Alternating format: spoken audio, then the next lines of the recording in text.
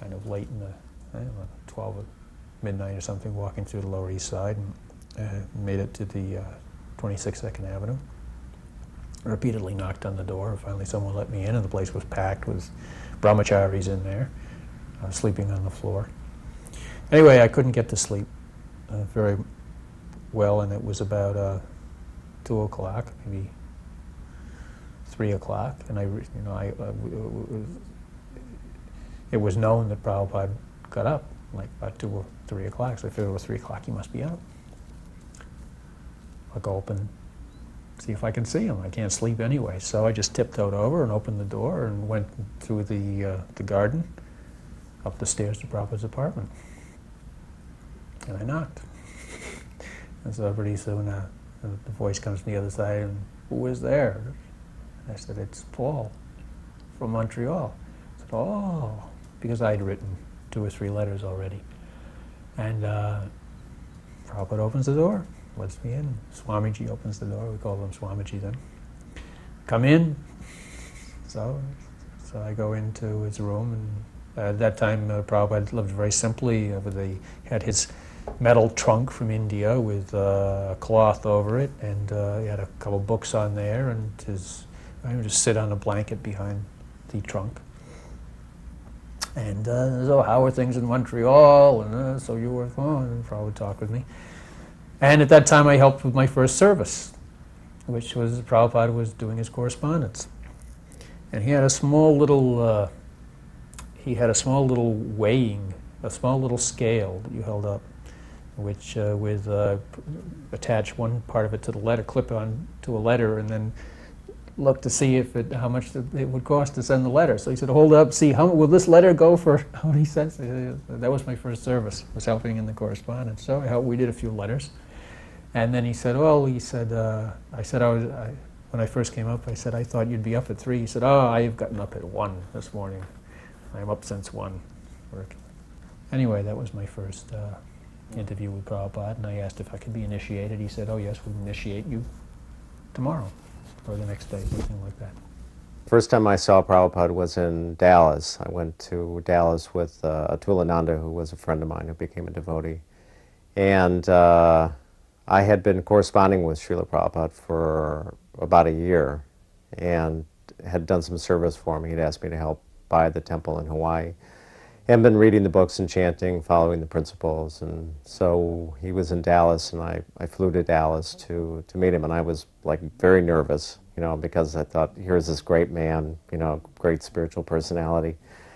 And Bali Mardan picked me up at the airport, and he at that point was married to the supposedly Toyota woman, So they took me to the Dallas temple to meet Srila Prabhupada, and when I came in, I offered my obeisances, and I hadn't even gotten up from offering my obeisances, and Srila Prabhupada said, so you in a very grave tone of voice, so you were Henry Ford's great-grandson. And I said, yes, Srila Prabhupada. He said, so where is he now, And immediately, of course, my thought was, well, I don't know, and so I was immediately put on the spiritual platform and was thinking about, the difference between the body and the spirit, and Srila Prabhupada preached to me on that point. And another funny thing that happened during that meeting was Bali Mardan's wife came in, at some point during the meeting. And Prabhupada looked at her, she offered her obeisances, and he looked at her and then looked at me and said, she is Toyota. and then he had a chuckle. He thought that was pretty funny, So that was the first time I met him. And I was impressed not only by his, by the grandeur of his presence, but also he was so personable. As soon as I started talking to him, he made me feel very comfortable, and he was always like that, always interested personally in how you were feeling, how you were doing, how was your health, and made you feel comfortable no matter who you were. It was really nice. I had been involved with many different gurus and yogis, and I had taken initiation from different spiritual masters. But the interesting thing is that I had met one spiritual master who taught me for about 3 almost 3.5 years. But he always told me that he was not my guru. So one day, I took initiation from Sri Chinmoy. And then I came back and saw this previous teacher. And I mentioned how I found my guru now. He's given me initiation, and he explains and says that he is a Jagat Guru. So this first teacher kind of laughed. And he said, he's only a Mayavadi. And then he began to explain what Mayavadism is and personalism. And he went on to say, do you really want to know who the Jagat Guru is? Now, by now he had let me know that that meant a very highly evolved spiritual teacher, a teacher of teachers. And so he paused, and then he asked me again. He said, do you really want to know? And by the time I was getting a little nervous, but I was more curious. And so then he asked the third time. He says, do you really want to know? And I says, yes. And he said, Srila Prabhupada, the spiritual master of the Hare Krishna movement.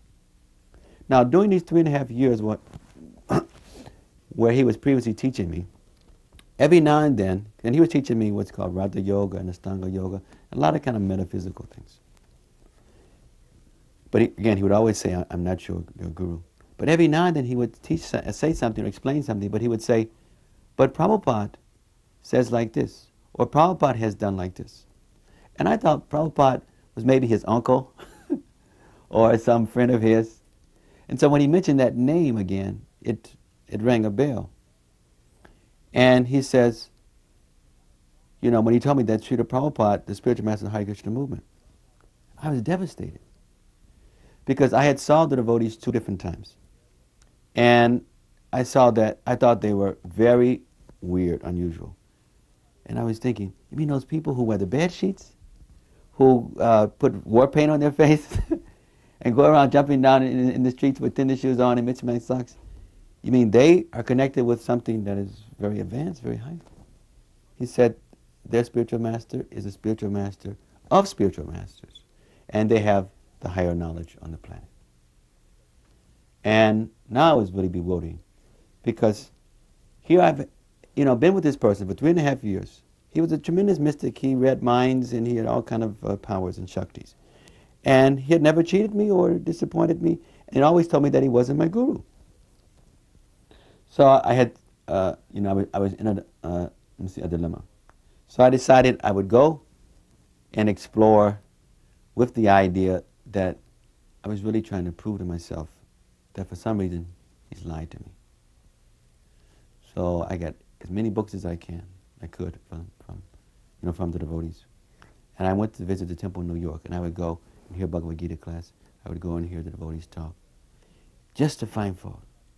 But the more that I studied the books, the more I became convinced. And as I talked to devotees, I saw there's all different types of devotees. And some are serious, some are less serious. And I saw that there were some problems, but I realized those who are following are very special, and the philosophy was very special. So then after that, I came back to him at some point, because after studying like that for 6 months, then I decided to join. And I joined. I went to Dallas to help Satsu Maharaj in the Gurukula. But now once, a couple of years later, I saw that same teacher. And I wanted to ask him some questions, and ask him a few questions. And he became furious, very furious. He said, you have met the spiritual master of the universe. And now you're coming back to me, asking me questions. He said, you're not going to get me to make offenses to such great soul. He said, when Srila Prabhupada came to America, there were many, these are his words, spiritual teachers who knew of his calling and who should have assisted him. He said, I stopped teaching when Prabhupada came to America. Then he began to explain, I taught you all of these things because I saw you were so entangled, so interested in such things, and I realized that this would help you in your service with Prabhupada in the future. He said, now, you leave here and don't you ever come back again. One time we were driving from Calcutta to Mayapur, and Gargamuni was driving, and I was sitting in the front seat. And, you know, I always used to talk. I talk with Gargamuni. We're friends, so I talk, and Prabhupada would say, "Stop talking." But anyway, somehow or other, you know, just inadvertently start talking, and sure enough, Gargamuni, you know, was driving, and he was talking to me, and he hit a farmer while he was driving, and you know, the guy went down on his bicycle, and that was it. And immediately, Gargamuni stopped the car, backed up, and all the farmers ran over and stuck their picks right against the tires, and they started screaming. So Prabhupada was right at the door, leaning out the window and looking at the guy, and he started talking to one of the farmers. And then after about 10 minutes, Prabhupada said, "Give him 5 rupees." And I reached and I gave him 5 rupees, and he said, "Drive." And they took the picks away, and we drove away. We looked back, the guy was still. Prabhupada was an expert, you know. Of course, I didn't talk after that. I didn't say a word after that. I originally began to learn Sanskrit on my own in the Montreal temple through the kindness of some Indians who used to come and eat, take lunch with us. 3 gentlemen used to come and pay a little money and take their prasad with us. And so every time they came, I'd ask them about the letters. How do you write this? How do you like that? And one of them brought a little grammar book for me, and I began to learn Devanagari. And then during the summer of 1967, let's go back a little. Prabhupada took sick in the summer of '67, spring and summer of '67, and just before he was to go back to India, he came first to New York, and naturally everyone came down to see him. And it so happened that Achyutananda and I went out to a bookstore called Orientalia, which was it's now closed, but at that time was, along with Wise's, it was probably the best bookstore in New York on Oriental philosophy. So we were poking around, and we found a book there called the Brahma Samhita, Sri Brahma Samhita, and it had a picture of Bhakti Siddhanta in the front. It was published by Bhakti Tirtha and the Chaitanya Mutt. So I thought, well, this looks like the same teachings. So we purchased it and we brought it back. We went back to 26 Second Avenue. And Prabhupada this time was very weak, and he was sitting in his room most of the time, and people were trying to keep away from him. That was the policy, to let him rest. But we went in and paid our obeisances, and Jutanand and I gave him this book. It said, "Prabhupada, we found this in the bookstore. Is this bona fide?" Prabhupada picks it up and he opens. He says, "My Guru Maharaj." Yes. And I said, "Prabhupada, is it bona fide?" He said, "This book," he said, "I had by heart, this book, Brahma Samhita, and it was done especially by my Guru Maharaj." And I said, "Well, can we read it?" And he said, "Oh yes, very good book to read." Now, in any case, that particular edition of Brahma Samhita had the Sanskrit in Devanagari characters, and then the translation, and then the purport in English, but it had no transliteration. And later during the summer, people were singing the Govindam prayers, and it was hard to hear the words sometimes in the song. And when that came out, the tapes of that came out, I thought, well, I have this. It was in my possession later in Montreal, and this was the Brahma Samhita in the society, and I had it in front of me. And so I thought, well, maybe I can, since I had learned the transliteration, maybe I transliterate this. So I began to transliterate this, and I did perhaps half the thing or something like that. And then I sent it to Prabhupada. And Prabhupada wrote me back a very extraordinary letter and said, well, this is wonderful. I've made copies of this for all the our devotees to use. Please complete doing this, and you can do great service for the society if you can do more work like this. So that was the beginning. I don't remember much about the initiation ceremony because I was like really nervous, you know. I was the only one that was initiated, you know, so I was like, you know, in the spotlight, you know, and I was afraid I was going to do something really stupid. So, but I remember when he gave me my name, you know, he pronounced it Ambarish, you know, and I didn't have a clue who that was at the time, you know, because I was still pretty new. But the funny thing was that after the initiation, you know, my relationship with him changed, you know, because he was my spiritual master. And I went up after the, you know, in the afternoon of the same day, I believe, and I wanted to go to the devotee restaurant in Waikiki. They had a prasadam restaurant there. So I thought I would, you know, be the humble disciple and go ask permission to go to the restaurant. So I went up and I offered my obeisances, and I said, Srila Prabhupada, is it okay if I go to the restaurant? He said, no, we do not go to restaurants, you know. And I thought, but, you know, it's a devotee restaurant, you know. And so I said, but Srila Prabhupada, you don't understand.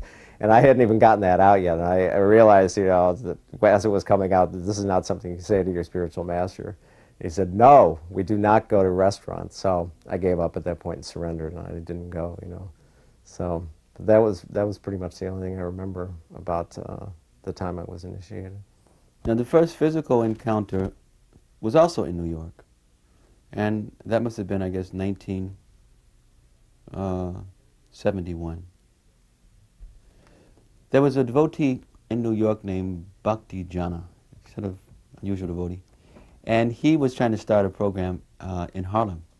So Prabhupada had given him permission to do this program. So he was trying to gather, you know, some black bodies to help him. And I was just, you know, a bhakta coming, you know, to visit at that point. I was still at the University of Princeton, and on weekends I would come to the temple. So I had connected with him because Prabhupada was coming in. I think there was a Rath Yatra or something. But Prabhupada was going to meet with those devotees who were going to work in the Harlem project. So we all came in for darshan. And somehow I was lucky to sit very close to Srila Prabhupada. And as everyone felt, I felt he was looking at me, you know, very piercing and very intimately. And I remember asking one question that was bothering me. See, when I would come to the temple in New York, you know, I graduated from Princeton by that time, and I was in suits, and I was working as an assistant to the public defender in New Jersey. And I was a little puffed up, you know. I graduated from this good school and had a nice job, and I was quite young. But not many devotees would preach to me. And there was probably many reasons. One, they probably saw I was puffed up. Two, they probably wasn't sure. This guy in his black body, can he really know this, understand this? And because I had been in so many different environments. You know, I was brought up in the inner city area, but I went to very, you know, sophisticated prep schools. And I was, you know, in environments where I was with, you know, senators' sons and things. Then I went to Princeton, around all these environments. So I was very sensitive to situations. So I had this question for Srila Prabhupada. And my first question was, Srila Prabhupada, there's prejudiceness in this movement. Prabhupada looked at me, he says, He says, so someone is thinking you're the body? And if you're disturbed that they're thinking that you're the body and you become disturbed, he says, then you are also nonsense. That was the spirit. So the spirit was, Prabhupada was telling me in so many words, yes, so bodily consciousness is there in so many ways. But if I'm getting so distracted because of that, then that is my nonsense. First and second canto Bhagavatams especially Prabhupada wanted. Bhagavad Gita and first and second canto Bhagavatams. He liked the book distribution we were doing. At one point I was complaining to Prabhupada that they're not printing. We were distributing so many books with the Radha-damana Prabhupada. I said, Prabhupada, they can't keep up with our distribution. They must. He said, all right, don't worry. They were doing 20,000 at a time. He said, I will instruct them to print 50,000. He said, but one thing is that although they can't keep up with you, you can't keep up with me because I'm 3 cantos ahead or 2 cantos ahead of you both. He said, so I'm ahead of both of you. He got into the competitive mood. Well, I originally began, after I learned enough Sanskrit transliteration, Prabhupada gave me the manuscript of second canto of Srimad Bhagavatam to edit. It was the original, what he typed, actually, is the original typed version with some of his corrections on it. I mean, it was quite a valuable thing, but anyway, just say, here, take this manuscript and edit it.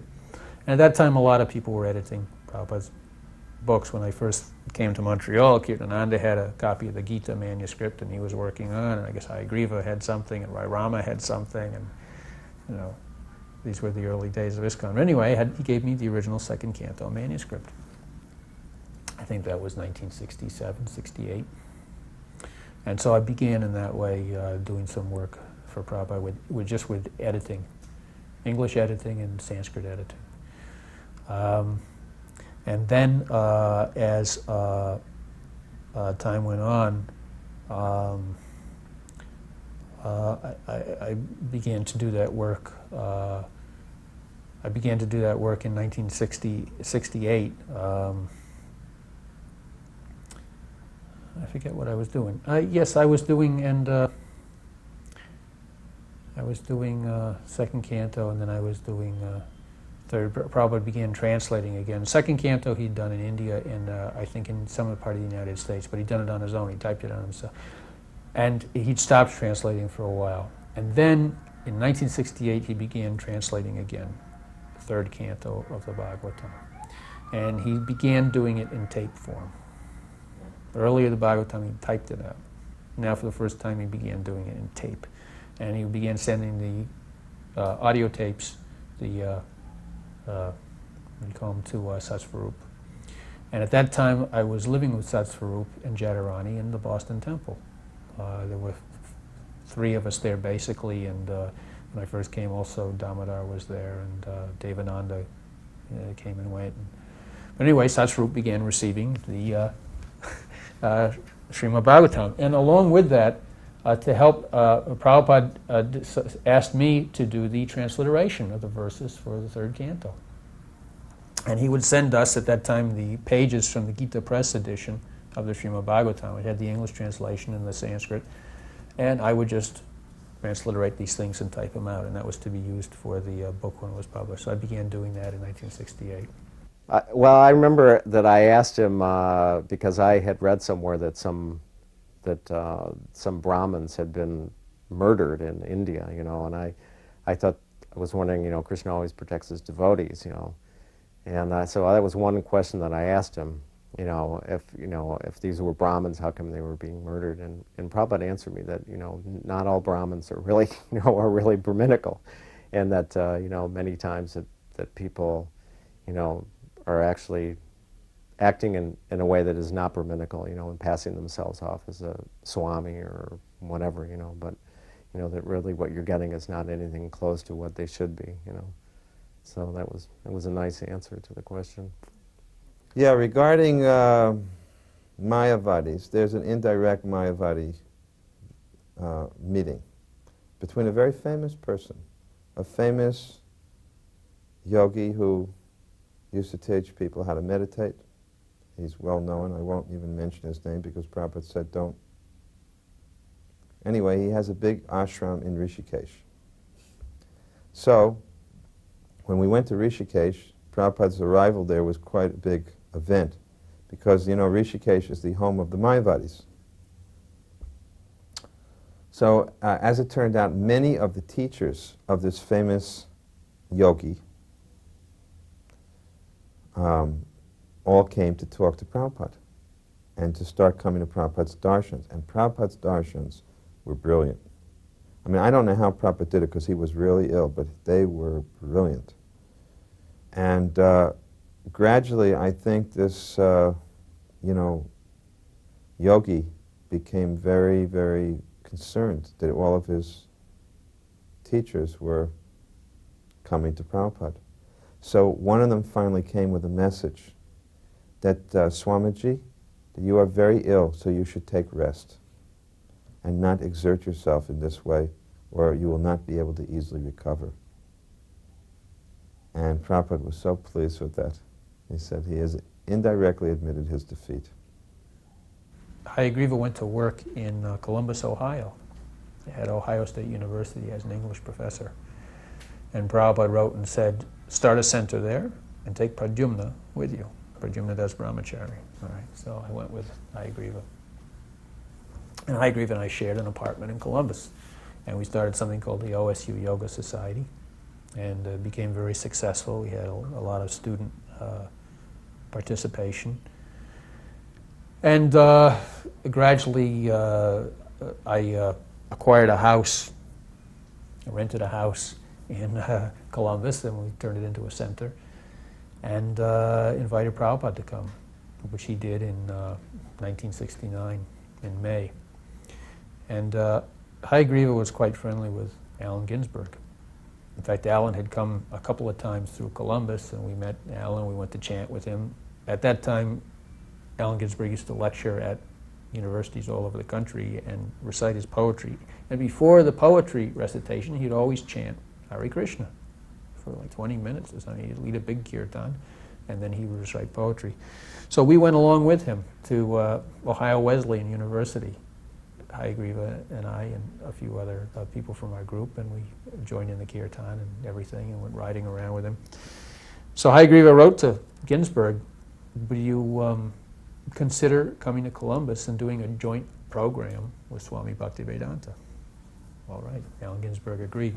So in May we had a huge event at Ohio State University with the poet and the Swami. We had a big poster with Ginsberg on one side and Prabhupada on the other. And we rented a huge hall at the university, the biggest auditorium. Put posters up all over, and we had a massive crowd. And Prabhupada came to Columbus. Ginsberg came too. He stayed in our house. Ginsberg and his boyfriend, Peter Orlovsky, came and stayed for like 2 or 3 days, and they had interesting. At that time I was working, so I couldn't be there during the day to take part in the talks, but of course they were talking a lot about India and about poetry and etc. and music. Anyway, we had the event was very successful. We had maybe 1,000 people were there, and when Prabhupada got up to dance, Prabhupada got up on stage and danced, and the entire audience got up and danced. It was the most wonderful sight I've ever seen. It was completely spontaneous, and it was wonderful. Morning walks in Hawaii, I went on quite a few morning walks. We used to go to, I went to one morning walk when I first went to Hawaii, and we went out, I think it was near Waikiki, I think it was Paradise Island or someplace like that near Waikiki, and I was late the first morning, and I was like feeling really bad because I had overslept, and all the big shots were there and sort of gave me this, and Prabhupada just looked at me and laughed and said, well, better late than never, He was always pretty casual, and always encouraging. He was never discouraging, in his instruction. And then after I was initiated, we used to, when I was able to stay there a little bit longer, we used to go drive to the other side of Oahu to the nice beaches over there. And that was always really nice. Driving over in the morning was a beautiful drive, and then walking on the beach and then driving back. And I remember one morning we were driving over there, and when you get near the coast, there's a big kind of it's a rock, but it's the size of an island, off the highway over there. And Prabhupada made the remark that there are fish in the ocean that could swallow this, And I was just some hick from Detroit, but I didn't have any problem, believing that, that there was, that there were, fish in the ocean that were huge, and that that the moon was farther away than the sun. When that came up, I didn't really have any problem, accepting that, because I figured, I really accepted the fact that I was like the frog, and Prabhupada, knew a lot more than I did, So it was nice going over there for morning walks. It was just, the atmosphere was very nice. And that was on one of those morning walks that Prabhupada remarked that if there is any enjoyment in this material world, it is here on Oahu, because Hawaii is just so beautiful, We were walking with Srila Prabhupada, and I was asking a few questions. I don't really recall the questions. But then Prabhupada at one point, he stopped and he looked directly at me, and he quoted Bhagavad Gita 2:64. And that verse has so much in purport, so much to do with renunciation of the senses, controlling the mind, and depending, on Krishna's mercy. So I took that very much to heart, and I, started living a very sort of austere life, where I would chant, 48 rounds every day. I'm sorry, 42 rounds. I said 48 before, 42 rounds. And I would sleep, for a long, long time I would sleep in about 3 hours. I would get up 12:30, 1 o'clock, chant most of my rounds before Arti, do some reading. And I was eating once a day in that way. But that instruction, it was like so piercing. And it was Mahabodhi who reminded me of that, because he was saying how we were all together, and Prabhupada just almost knocked me over, with that instruction. And because even afterwards, the devotees were saying, Prabhupada gave you such a personal instruction, It's amazing. Because the next day, Mahabodhi got such an instruction. Different kind of instruction, but he got a personal instruction. And so it was very clear on his mind. So we were talking about that the other day, and he was helping me to focus. And then I started thinking how that had much of influence in encouraging me in my life of sort of simplicity, and renunciation. Mm-hmm. So as soon as I was married, Prabhupada had us, we came up to see Prabhupada, and immediately, someone's married, Prabhupada likes, well, now you're married, so now what's your service going to be? So immediately he gave us a very heavy service. He said, we're having our press, Iskcon press in New York, and we need, for my books, we need to have one, a word processor, really. And so you can find out about IBM word processor. We can do Sanskrit diacritical marks. Please inquire about it, how much it will cost. And then since you were working, you pay for it. So I made the inquiries, and the salesman came, and I purchased this top-of-the-line IBM word processor and ordered it, and it was delivered. And he said, so she will type. We will send tapes. She will type, word process, and you will edit. She will type and produce my books. Sent to New York. New York will print. And so the first was Nectar of Devotion. So we got the original. Kind of in our bedroom, we had this word processor, and I went out to work in the day, and she'd be typing away Nectar of Devotion, and I'd be editing, and we send it to New York. We had this mail traffic between New York and Columbus.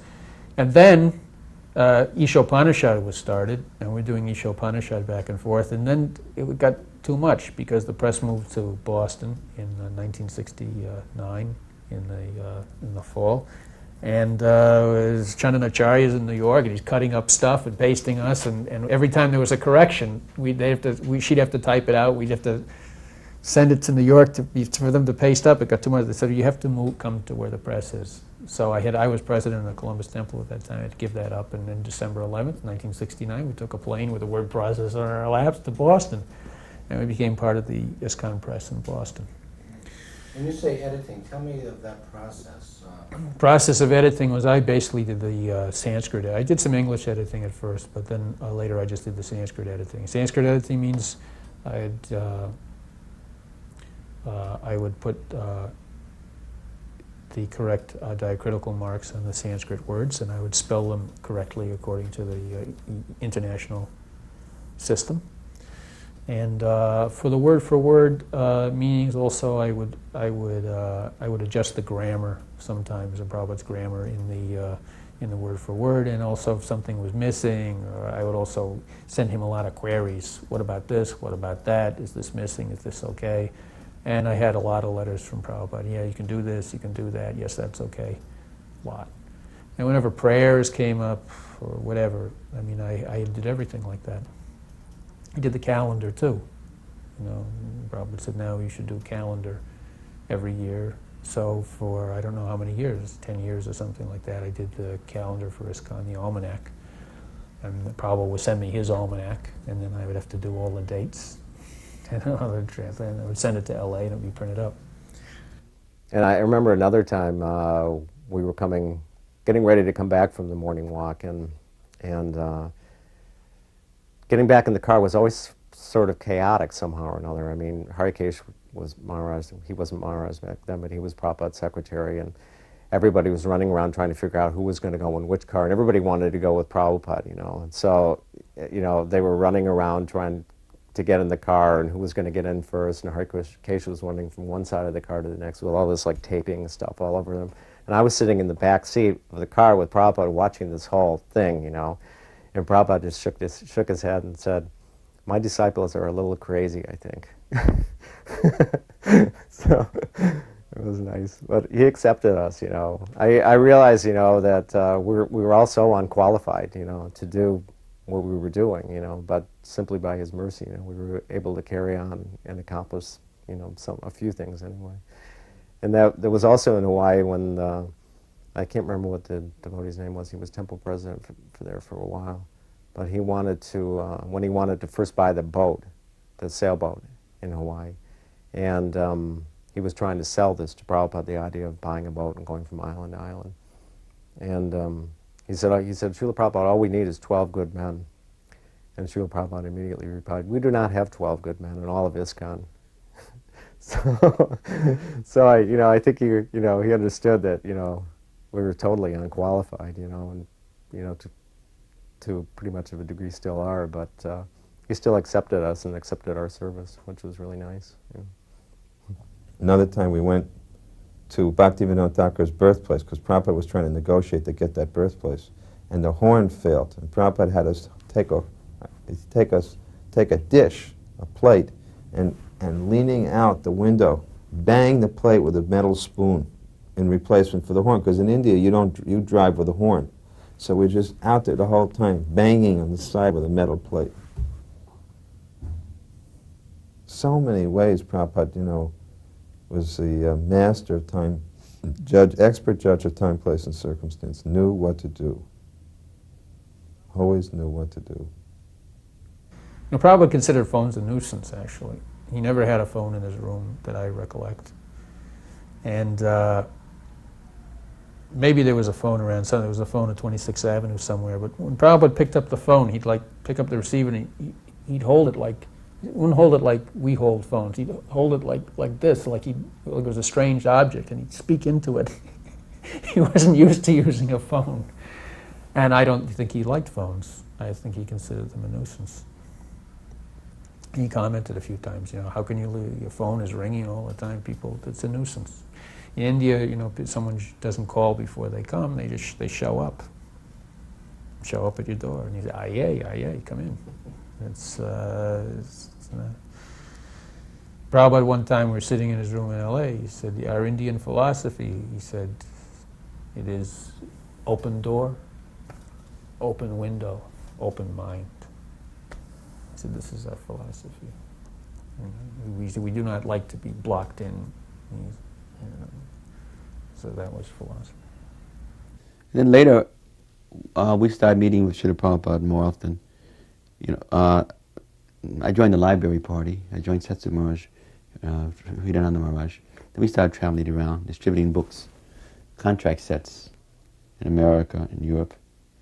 We had one wonderful encounter with Srila Prabhupada after we had started the work. So we met him in San Francisco. I think it was at, let's see, I think it was at Jayananda's house, at his apartment. And so Prabhupada wanted all of the devotees to come in. He had heard about our work. And he talked to us so sweetly. Then he gave each of us some prasadam. We came up one by one. And he gave us a flower. And what was really significant that always stayed with me is that we were asking him some questions about how to do the work. And two things. First thing he told us, he says, you try your best and Krishna will help you. And we took that very seriously. We were realizing that if Prabhupada wants this to go on, because Srila Prabhupada was very pleased that books, before they were even written, that there was such an audience waiting for them. See, the idea of the contract sale was that we would find professors, universities, museums, and also libraries who would agree to take any book that Prabhupada, that we had now available, and any book that comes out later in print. So what's more wonderful for an author they're not knowing not only are people taking my book, but they're waiting. So let me finish writing so they can be able to receive those books. At every program we ever held, one of the main things Prabhupada was concerned in India, the books must be displayed. And he wanted someone to get up at some part, and they don't do this anymore in Iskcon, but he wanted someone to stand up and describe the books and what each book is about. That was supposed to be part of each program. You're supposed to hold up. One man was supposed to bring the books up and say, this is this book about this is book about this, and there would be a book table. No program was complete if it didn't have a book table and someone didn't introduce the books to the public. And then he would say, you can go in the back and take a look at these books. The programs were meant for selling his books. The books were the basis. The books were the main thing. Because they can come and hear a lecture, but they may forget, but the book will remind them. At every program, Prabhupada insisted we introduce the books. Prabhupada always considered that 4 books were necessary. The Bhagavad Gita, Srimad Bhagavatam, Bhakti Rasamrita Sindhu, that's Nectar Devotion, and Chaitanya Charitamrita. Those were the necessary books. And outside of that, everything is really extra. However, one time we were in New York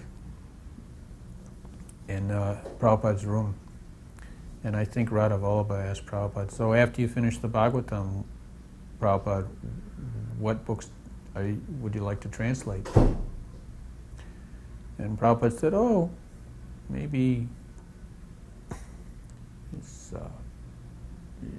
Jiva Goswami, Shatsandarbha, or Vedanta Sutra, or he said there's so many, or Bhagavad Gita. And someone spoke up, but Prabhupada, you already did the Bhagavad Gita. Prabhupada said, so, he said, we did. He said, Bhagavad Gita. He said, there are so many commentaries. He said, we did part. We did a small. He said, there are many Ramanujacharya, Madhvacharya, everyone has given their Gita. He said, there's some. We said we could do many Gitas, not just one. So he had a conception like that. Another time in Hawaii, Yogi Bhajan came to visit Prabhupada. And, you know, you don't hear much about him these days, but he was pretty big back in those days. He had a pretty good following. And so he came to visit Prabhupada, and I went up to his room while he was up there. And he was putting together this international conference. It was a peace conference. And he was inviting all types of, you know, spiritual masters and religious leaders to come to his conference. So he was trying to sell this idea to Srila Prabhupada.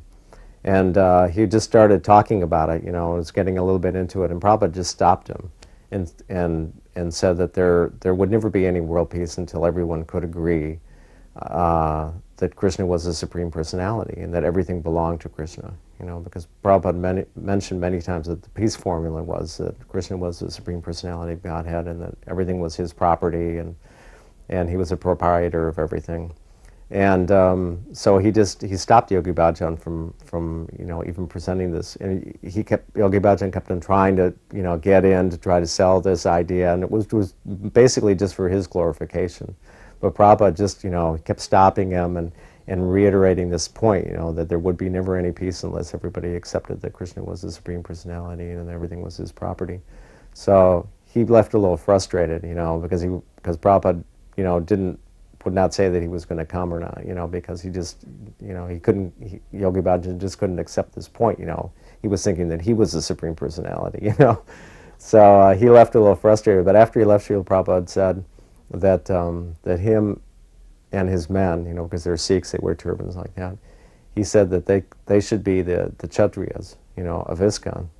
So, you know, even though there was, you know, vast philosophical differences between them, Prabhupada was always thinking about how he could bring everybody into, you know, into Krishna's family. It was really nice to see. Shyam Sundar one time had an idea that we'll invite the creme de la creme to meet Prabhupada, and we'll have a series of discussions. So he invited certain people, and he arranged discussions. We went to see Toynbee at his apartment. Of course, Toynbee was very old at that time. And so we all went to see Toynbee. And he arranged for several lords to come to see Prabhupada. And I forget the name of the fellow, but he was one of the very prominent members of the House of Lords, a British gentleman. And so he came to Bhaktivedanta Manor. And it was basically myself and him and Prabhupada, I think, for most of the time. And sat down, Lord such and such. And Prabhupada's favorite, or he's seen most commonly, he would attack the English for eating meat, for meat eating. And he'd say, you know, we're very...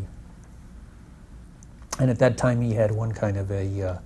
he decided he proposed that to start a separate society. And he would call it the Society of Sinless Men. And he said, we know with these English, he said they're very good in many respects, he said, but one thing, he said, they like to eat and meat and they like to drink. And so he said that is a problem. But he said if we can maybe convince them not to sin and start one society for sinless men, he said that is my idea. So this Lord came. And he was very high up in the House of Lords. He was one of the major people there. And he sat down, and he was also old, so Prabhupada greets him respectfully and greets him. And Prabhupada says, I said, how old are you? And he says, and the Lord was slightly older than Prabhupada.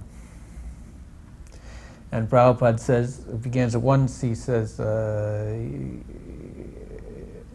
anyway, it was very funny, because this Lord was also born in Calcutta. And Prabhupada says, so you... from where are you from in England? He said, actually, I was born in Calcutta. And the person says, oh, well, what street? And he said, such and such a street. And it was not very far from where Prabhupada, or was he, he said, what street? And in fact, they were living in Calcutta at the same time when Prabhupada was young, the first few years. Maybe he was 1 year older than Prabhupada, something like that. And then so Prabhupada launched on the philosophy, on preaching, and he said, no, he said, you have very many good qualities, but one thing that we question, he says, how you can follow the philosophy of Jesus Christ, do not kill, and you kill the poor animals and eat them. And the British lawyer says, well, he says, that's the problem here. He says, and he said, the Prabhupada said, but you must be a hypocrite if you do that. And he said, well, actually, myself, I'm a vegetarian. And I was like, a vegetarian? Yes, I've been a vegetarian for many years. It was funny seeing Prabhupada with this English lord, and it happened to be born in Calcutta at the same time. He was also a vegetarian. And then Prabhupada proposed to him that I have one proposition. I want to start a society called the Society for Sinless Men. Please help. So we came, the library, devotees working with the library party, we came in to see Srila Prabhupada, and he gave us this very simple technique. And the technique was that we should get the order from a very prestigious professor, university, or institution. And after getting it, we should keep it, or keep a copy of it. And then when we visit other universities, or other persons connected in academia, we should show them the order that we receive.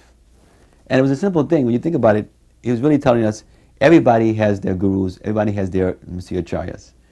And everyone wants to be about something that's successful or important. And what important people do, others will also do. So we start doing that. As we travel through America, through Europe, and some of the other places, India, we start using that as a technique. We go to those places. We take the most difficult place or the most prestigious place. And whatever we get from there, then we would go to other institutions, other professors, and show them, oh, such and such. And I did this, for instance, one of the biggest sales we ever had in the history of the library party was at Brigham Young University. And I met the spiritual head of the Mormon church at that time. And, they had, I think, an academic head and a spiritual head. And I'm not sure which one. It's so long ago that I met. But I met one of the heads. And he was so enthused with Srila Prabhupada's books. He knew many, many languages, about 20 languages. He was a linguist, historian, philosopher, etc. And he had been studying various things from Vedic cosmology. So when he saw Prabhupada's books, the way it was formatted and the detail, he was in ecstasy. He bought a complete set of Bhagavatam, Chaitanya Charitamrita for himself. ordered for his department library, wrote a note and told the librarian for the general library, buy these books, everything this book salesman has. Now when I took his order, took his letter to the librarian, then when I started visiting other departments, see, at most schools we would sell books maybe to the history department, philosophy, comparative literature, religion, and sometimes we could stretch it to other places. But here, I had the letter from the Acharya of the Institute.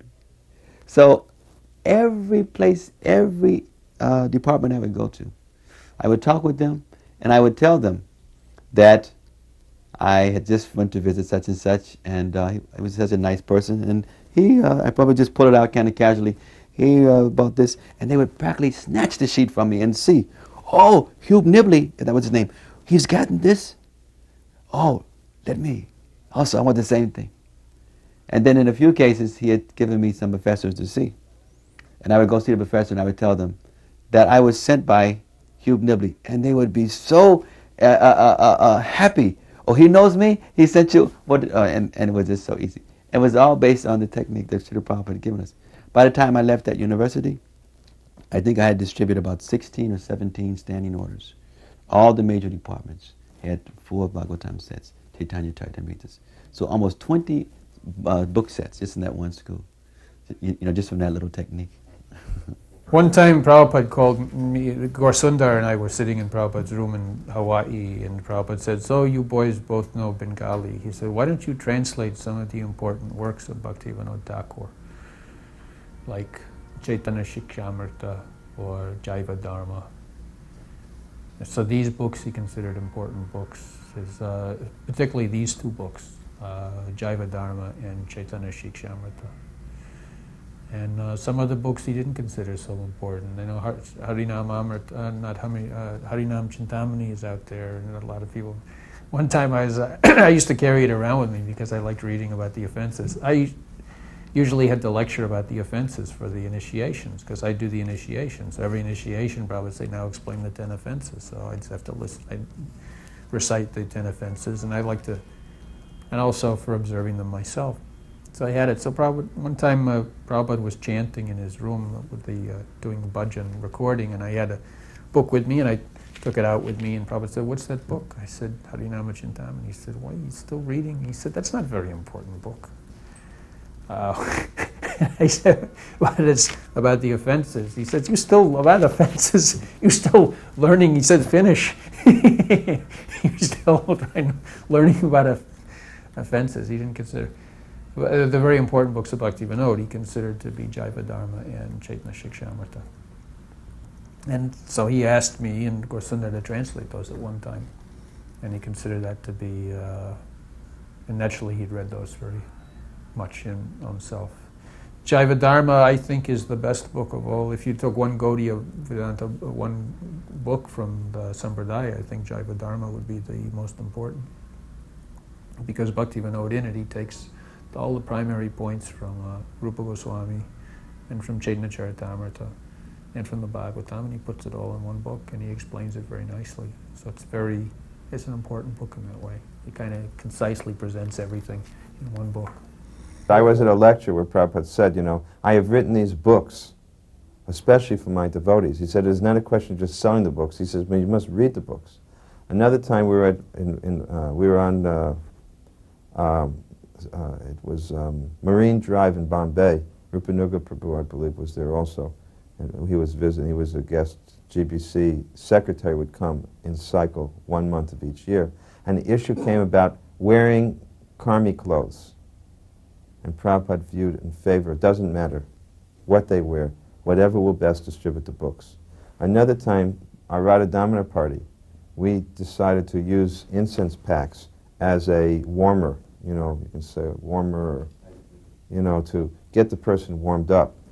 So a person would buy a pack of incense, and then, basically we would give them a book and ask for something further if they would give. So when this was told to Prabhupada, I told them what we were doing is that generally we usually give about, 4 packs of incense, a pack of incense for $1, and on the 5th pack of incense, we would give a big book plus get a little bit of extra money. And each time we gave the pack, we give it back to Godhead. So Prabhupada that was reported to Prabhupada.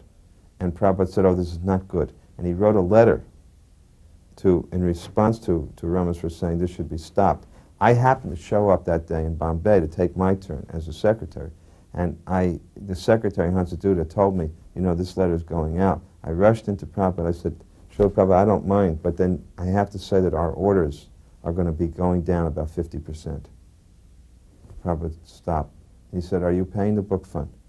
I said, not only are we paying, we always have a credit. Then he called his secretary back and he said, destroy that letter.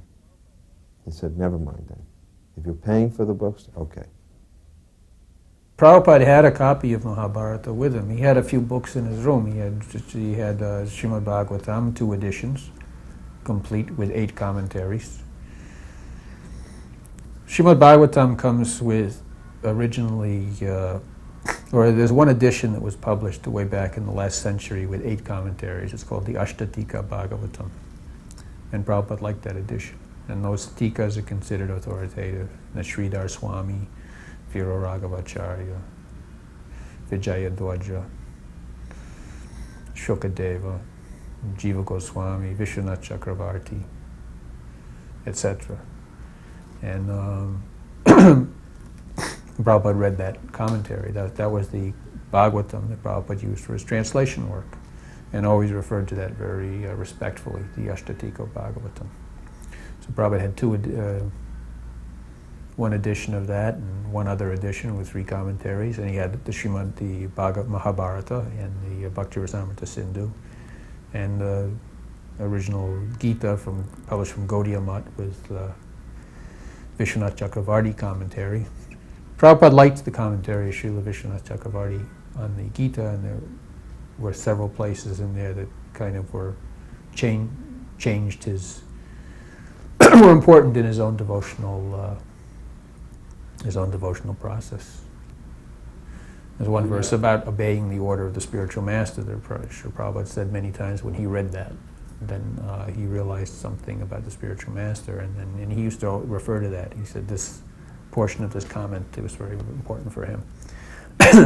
But primarily for Bhagavad Gita, he used the commentary of Baladeva Bhushan, which is very complete.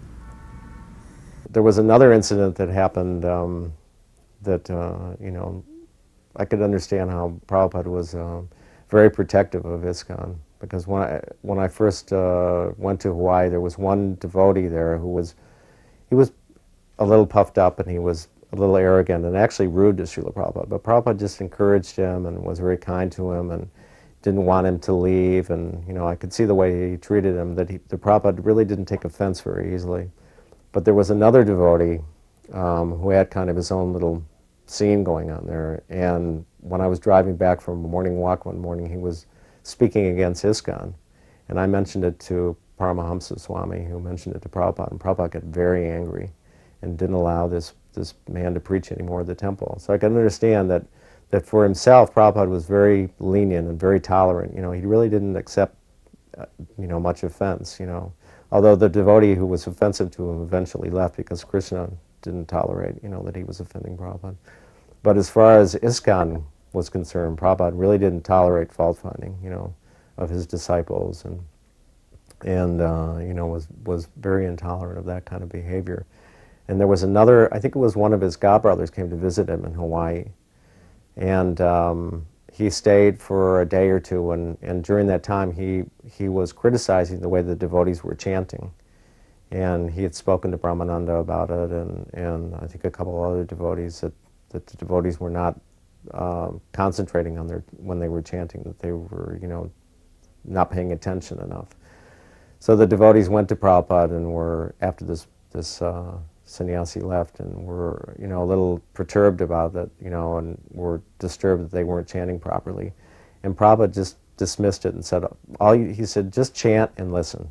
He said, so he made it very simple for us. He said, just chant and listen. There wasn't any, well, you're not concentrating on this or whatever like that, or not listening properly or whatever. It was just chant and listen. He made it very simple because he realized that we were just neophytes, And he was very protective of his disciples that way.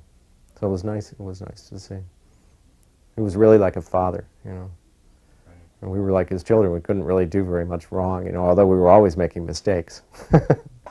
So we found sometimes the professors who were not, so senior, some of them sometimes had trouble with Srila Prabhupada. We found, in most cases, the top guys, even if they were totally against what Prabhupada had written.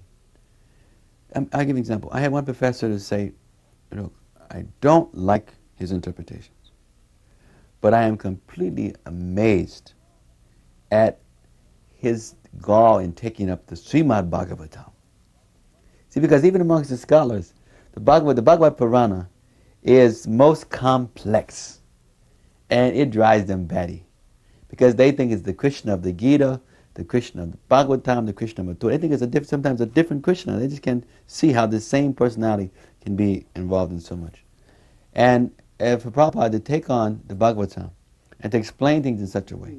So I've had professors to say that they wanted the books, they would buy all the books, and they'd be in total disagreement. But they were so amazed at Prabhupada's presentation and his gall. And then we would have many of those who just knew that Prabhupada was giving the best presentation on bhakti, and they wanted it. And some of these professors, it was just amazing that these professors are studying intimate things about Rupa Goswami and Jiva Goswami and whatnot. So some of them were sort of like fallen Brahmins from a previous life. They would be so fascinated with this subject matter. And they would relish the book like anything, even though they couldn't follow any of the principles. I remember one particular morning walk in Denver.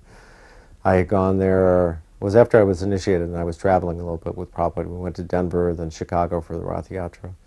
And we went for a morning walk in Denver, and Prabhupada was talking about changing bodies, how the body changes. And I happened to say something about growing, and he jumped on me, because he understood that I did not understand what he was talking about, the difference between growing and changing, and the concept that the body is changing in every second, and it's like the frames of a movie. And he really pressed this point home to me for a good 20 minutes, and was asking me, do you understand? And I realized that I had been so brainwashed by Darwinian scientists, to this idea of growth and evolution, this whole concept, that the idea of, that the body changes every second and changes, and that death is just another change. That I really didn't grasp the concept very well, and I realized that I had to be re-educated, that I was totally brainwashed by modern science. But Prabhupada was very patient, and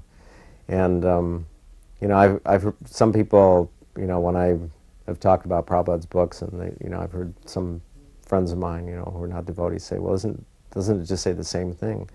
And to a certain degree, it is saying the same thing over and over again. But Srila Prabhupada really wanted us to understand just the basics of Krishna consciousness, because we're not so highly elevated and educated about Vedic philosophy, and that's why in his lectures, he stresses the same points over and over again. You're not this body, and it's so easy to forget and to fall under the illusion again, that he really, really pressed home just the basics many, many times, especially when I was hearing him preaching and traveling with him. I forget how the topic came up, but Prabhupada said the Goswamis, he said, they never thought about being published. He said, that's the attitude. He says, you don't think about it. He said they never thought about wanting to be published.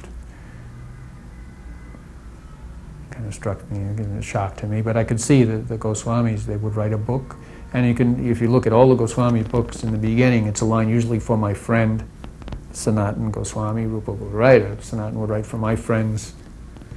And afterwards they became copied. They were sent to Bengal to be copied, and that was the way books were published in those days. But in the beginning, they were just, they were written for the pleasure, actually, of a few friends. He said he said the Goswami thing. He said that's the Goswami ideal, is they're not, that I'm an author, that I've been published.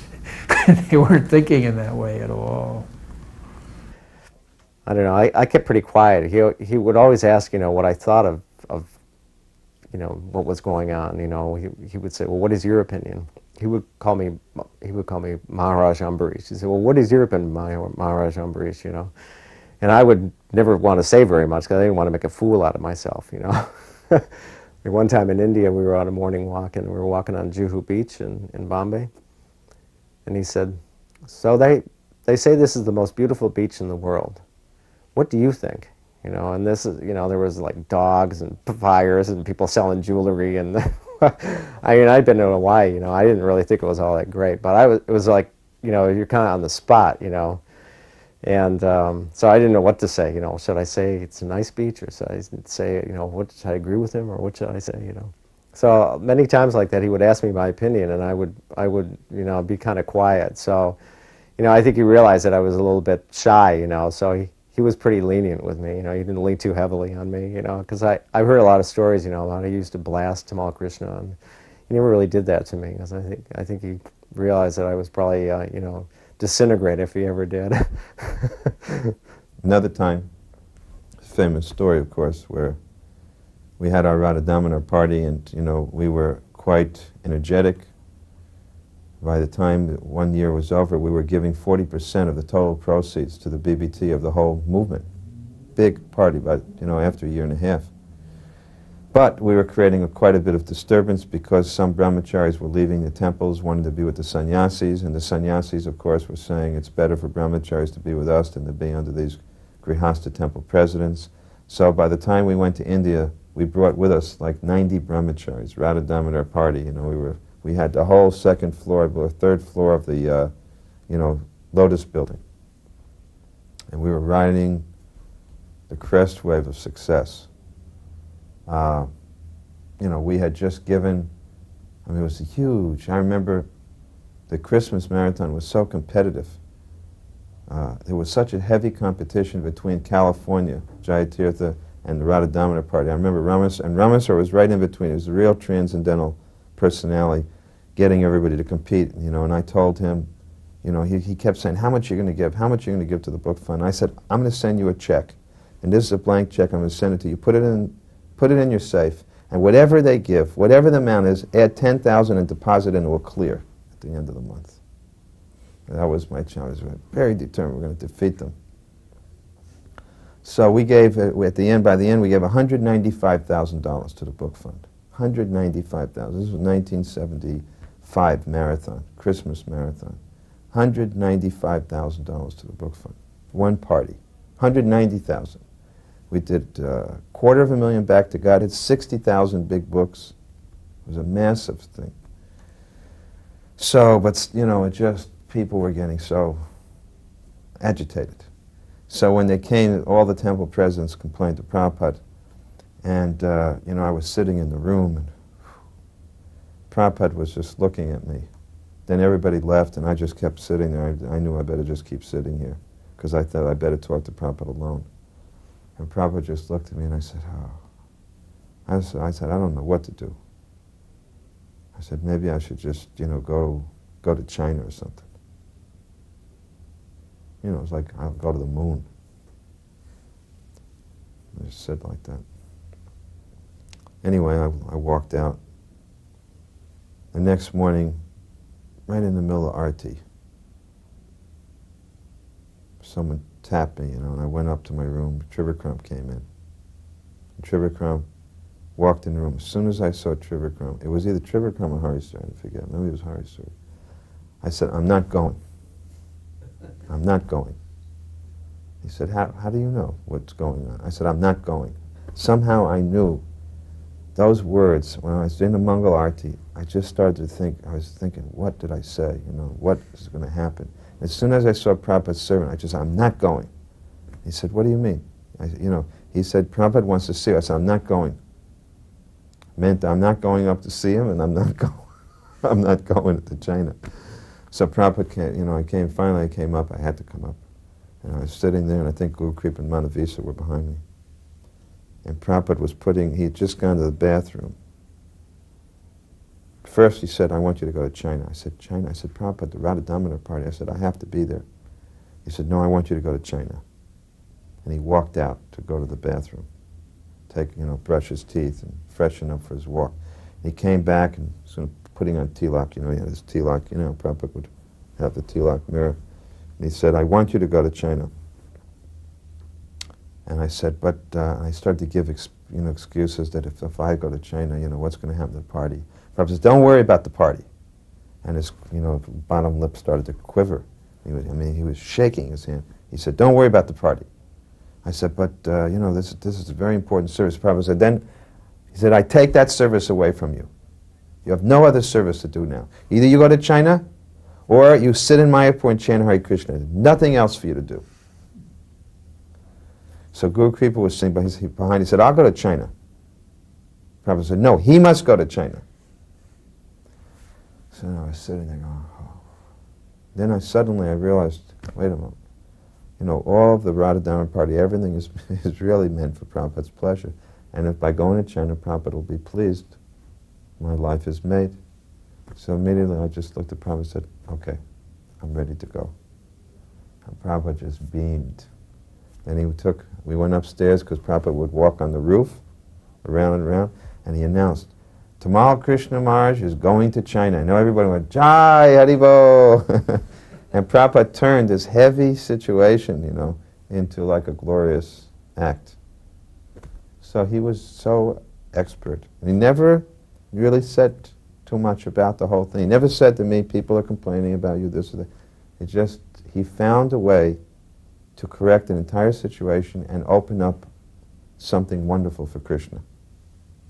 He found a way to turn what appeared to be a very negative situation into a very positive event. I remember when there was this group in LA that was interested in the gopis and things. And I'd just come from Udupi, where I'd been studying a lot Bhagavad Gita. And so I was with Prabhupada, and I mentioned to Prabhupada that some people had said to me in LA that this Gita with Krishna and Arjuna, that's lower. And that they have no taste in that. We're interested in the gopi things. We're interested in Krishna and the gopi. After all, that's the highest, that's the thing we're after. The Gita is kind of like, and I thought that was a very disrespectful attitude. So I mentioned it to Prabhupada. And Prabhupada says, who says this? Bring them here. Who is it? What are the names? I said, I don't know. Someone said, and then, so I had to go inquire. He said, bring them here immediately. Whoever says this. So the members of a group that were discussing the qualities of the gopis and what were the saris they were wearing, and things like that. So they were brought into Prabhupada's room. And then the temple president shows up, and everyone shows up, and this thing started. And now Prabhupada said, so were you interested in the gopi thing? So you, yes. And Prabhupada said, some discussion went on, and then Prabhupada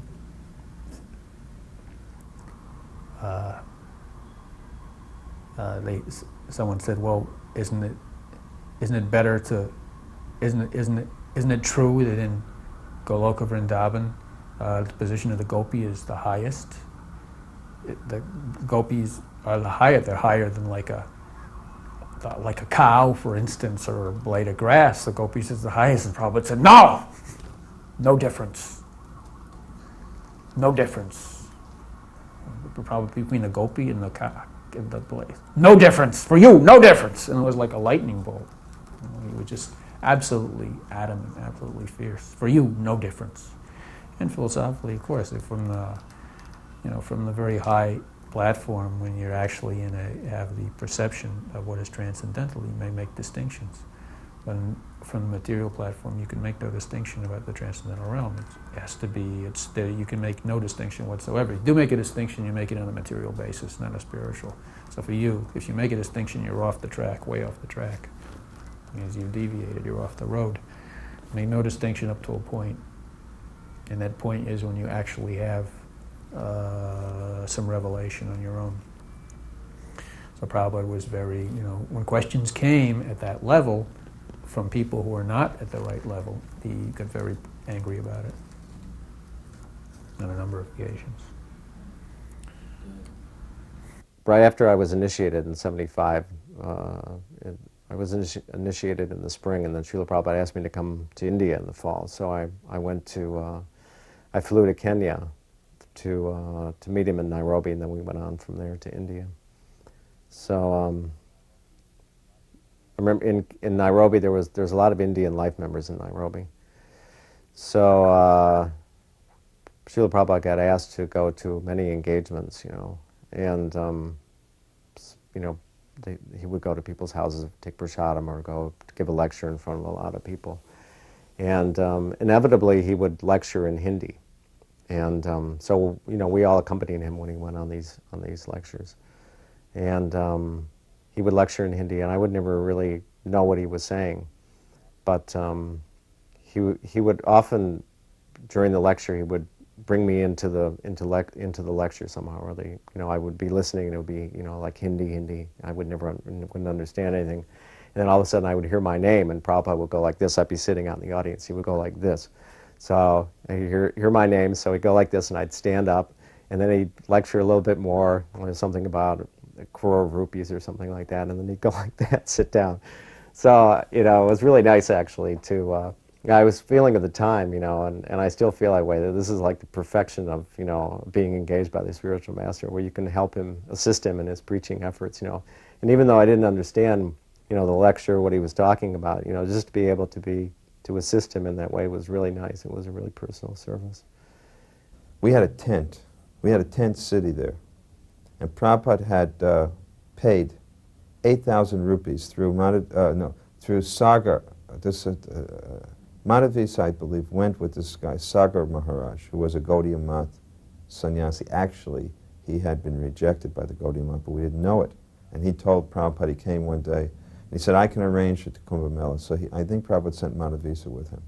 Anyway, they paid 8,000 rupees to rent the tents and everything, and we all set up, and we had a fantastic Mela, Kumbh Mela. Then everybody left to go to Gorakhpur, and they were all waiting at the train, and the only persons left at the campsite were Prabhupada and myself.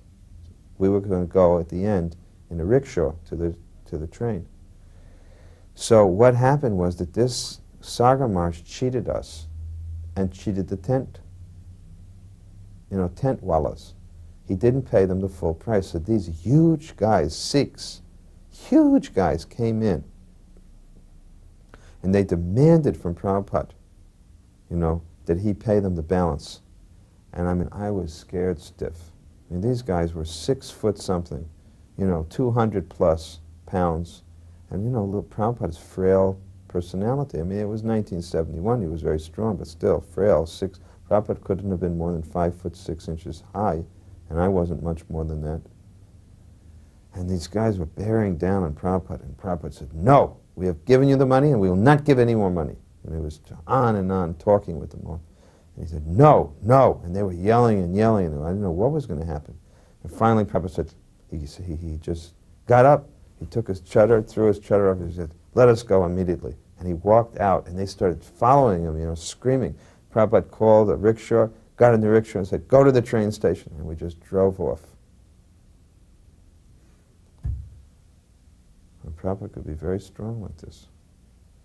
Prabhupada said one time, there's a story about Prabhupada and his Guru Maharaj. One time there was a lecture in Bombay, and Guru Maharaj was speaking.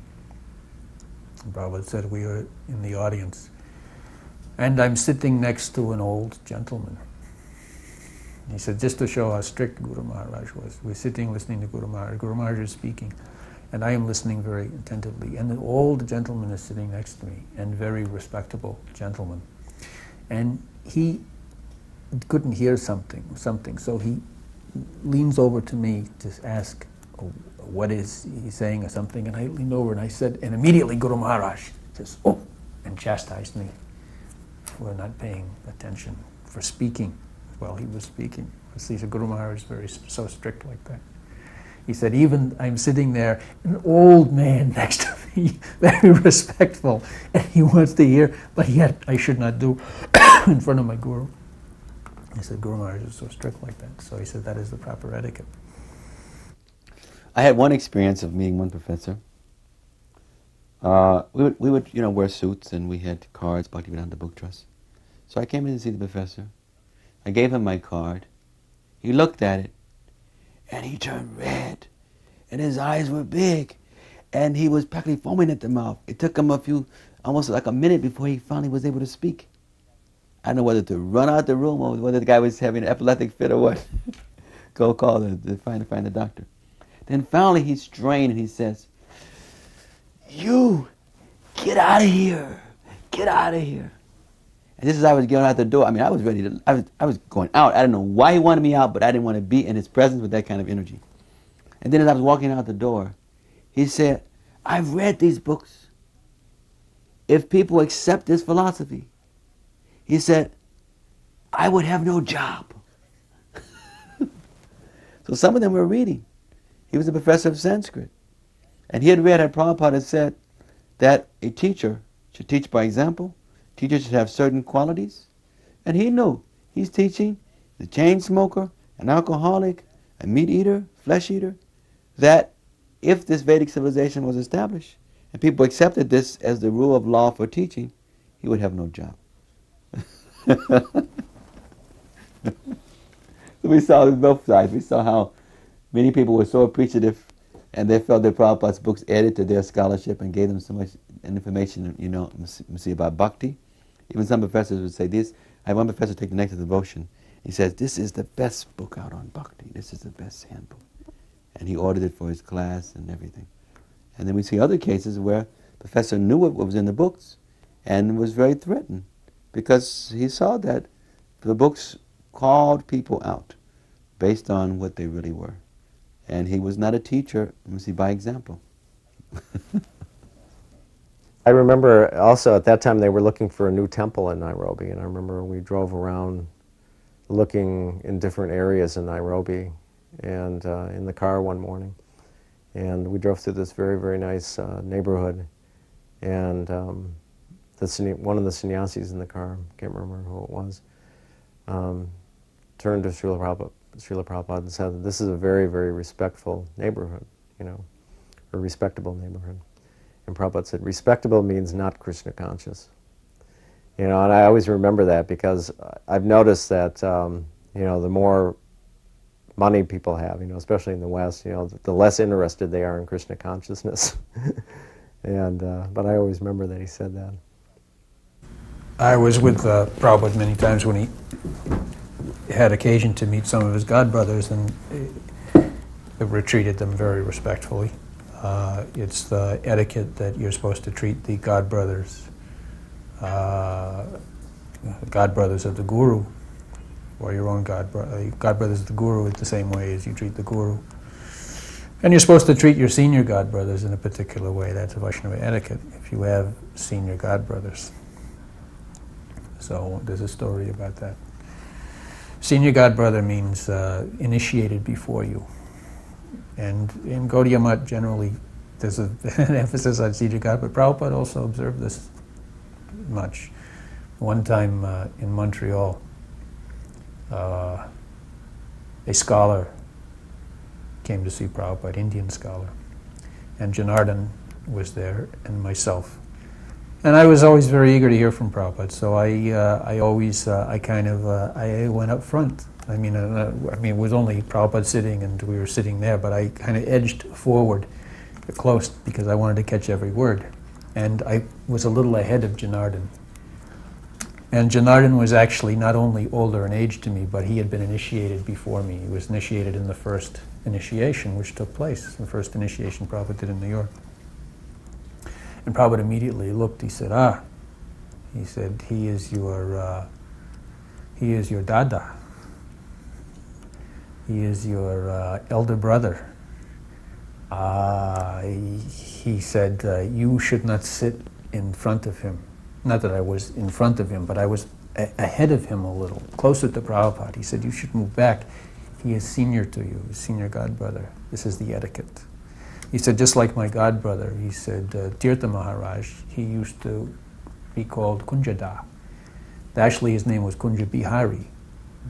Kunja Bihari Das was his name, but everyone calls him Kunjada. The Da means like the elder brother, like the uncle. So everyone called him Kunjada. Why? Because he was a very senior godbrother. He was like most senior godbrothers. So similarly, he said, we called him Kunjada. So I said, he is your Da. he is your elder brother, so you should give him respect. You should not sit before him. So that was early 1960, 67, 68 in Montreal. We went from Nairobi, we flew to Bombay. And I'd never been in India before. It was quite an eye-opener for me. You know, I'd never really been anywhere in the third world. But at that time, Srila Prabhupada had some plans to go to Kurukshetra to start to build a university there. So I had volunteered to make a donation to that project. So I came to India and I had called my office in Detroit to ask them to wire $150,000 to Prabhupada's account in Bombay. And at that time, I suppose they probably still do, but at that time the banks in India, you know, if they got a wire transfer somehow or another, they would misplace it for a couple of days so they could earn some interest on it.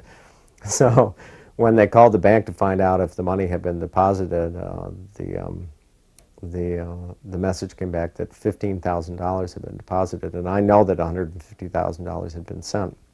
So I freaked, you know.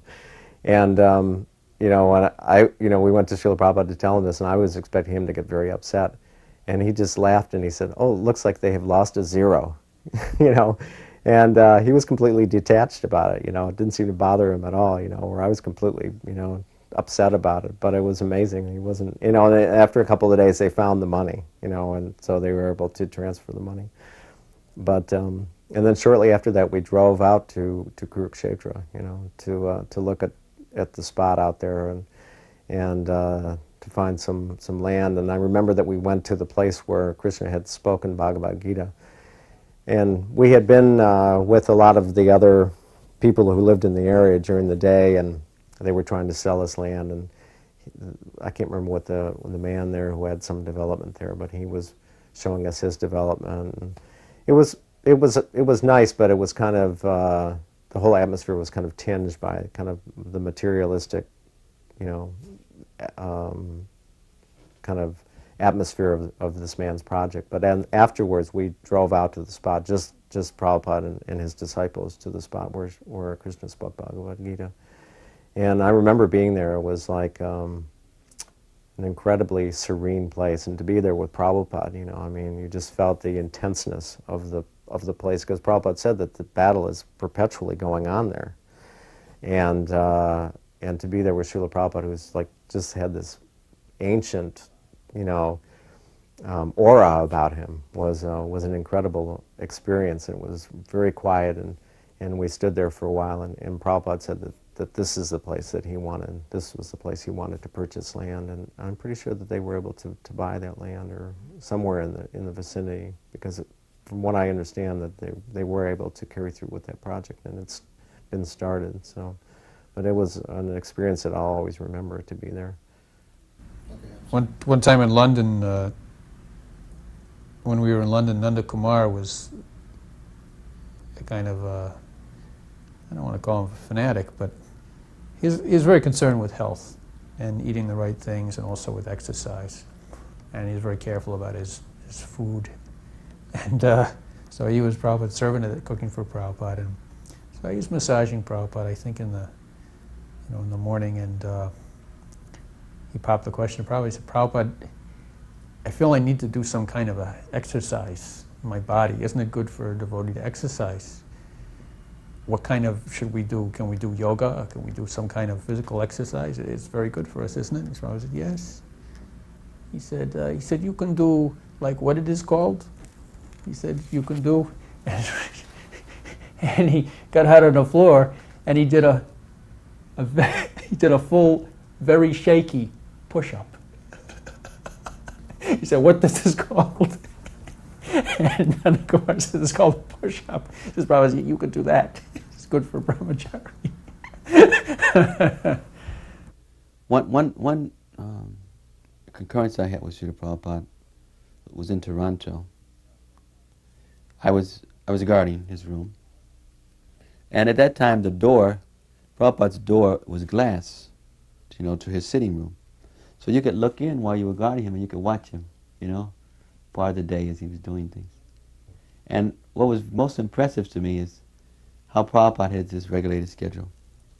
was chanting his rounds and meeting so many people. But what was most impressive to me at that time, and I was pretty much of a new devotee, was to see him reading his own books. And I thought, oh, Prabhupada is reading his own books. How important it is for us to read the books. If here even the Guru is relishing his own books, then how much we should be relishing and appreciating, us even more. So those were qualities I was very impressed by. He read his books. Whenever he traveled on the plane, he would read Gita or Bhagavatam or Nectar Devotion. He'd say, see, I read my own books. He says, who reads their own books? He says, I'm reading my own books, but who reads their own books? He said, therefore, it was not written by me. It was written by Krishna. Every plane trip, he'd have a Bhagavatam. His secretary would have a Bhagavatam. He said, where's the book? And he'd open the book, and he'd be reading the book and thinking and reading and chanting and thinking. And many times he commented, I read my own books, you see. He says, but who reads their own books? You know anyone who reads their own books? People don't read their own books. He says, therefore, it's not written by me. It's written by Krishna. Prabhupada asked me, this actually happened in Detroit, but it had to do with the Ford Foundation. It was doing a lot of work in India at the time. And I believe they still have a lot of things going on there. But Prabhupada had asked me to write to them to see if they were interested in supporting the Mayapur project.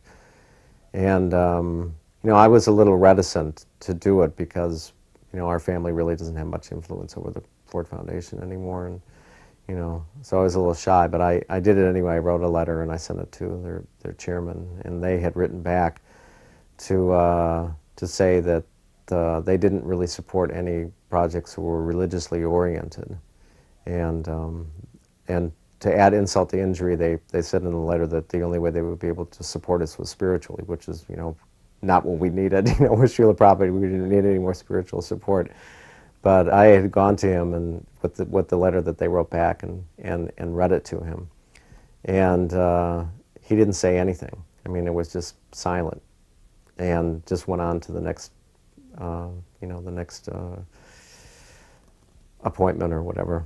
And I remember feeling, very crushed, that I wasn't able to follow through with this. But Prabhupada was so heavy that when he was silent, it was like the whole universe was silent. When he laughed, the whole universe laughed. You felt jolly. But when he was silent, it was just so heavy, because you don't know what to think, but you just knew that it wasn't good.